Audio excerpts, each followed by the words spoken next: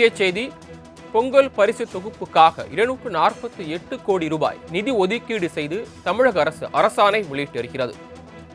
இது தொடர்பான விரிவான விவரங்களை எமது செய்தியாளர் நந்தினி வழங்க கேட்கலாம். நந்தினி, விவரங்கள் விரிவா சொல்லலாம். வணக்கம் சரவணன். 2026ஆம் வருடத்திற்காக 248 கோடி ரூபாய் நிதி ஒதுக்கீடு செய்து தமிழ்நாடு அரசு இருக்கிறது.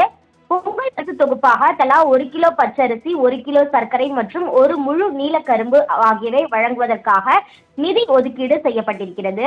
அதன்படி 2026ஆம் ஆண்டின் தமிழர் திருநாள் தைப்பொங்கலை சிறப்பாக கொண்டாடும் விதமாக தமிழ்நாட்டில் கடந்த 21ஆம் தேதி நிலவரத்தை பொறுத்தவரையில் 2,22,91,710 அரிசி பெறும் குடும்ப அட்டைதாரர்கள் மற்றும் இலங்கை தமிழர் மறுவாழ்வு முகாம்களில் வசிக்கும் குடும்பத்தினருக்கு பொங்கல் பரிசு தொகுப்பாக 1 கிலோ பச்சரிசி, 1 கிலோ சர்க்கரை, ஒரு முழு நீலக்கரும்பு ஆகியவை வழங்குவதற்காக நிதி ஒதுக்கீடு செய்யப்பட்டிருப்பதாக தெரிவிக்கப்பட்டிருக்கிறது.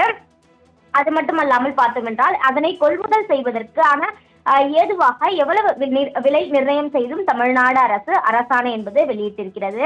அந்த வகையில் பார்த்தோம் என்றால் பொங்கல் பரிசு தொகுப்பு என்ன வழங்கப்படும் என எதிர்பார்ப்பு நிலவி வந்த நிலையில் அதாவது பொங்கல் பரிசு தொகுப்புடன் வழங்கக்கூடிய ரொக்க மட்டும் தற்போது வரை எந்த ஒரு அறிவிப்பும் வெளியாகவில்லை.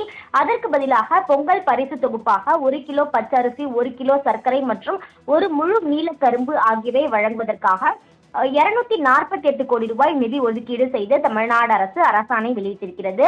ரொக்க பரிசு வழங்குவது தொடர்பான அறிவிப்பை தமிழ்நாடு முதலமைச்சர் நாளை வெளியிடுவார் எனவும் எதிர்பார்க்கப்படுகிறது. நந்தினி, தாங்கள் வழங்கிய விரிவான தகவல்களுக்கு நன்றி.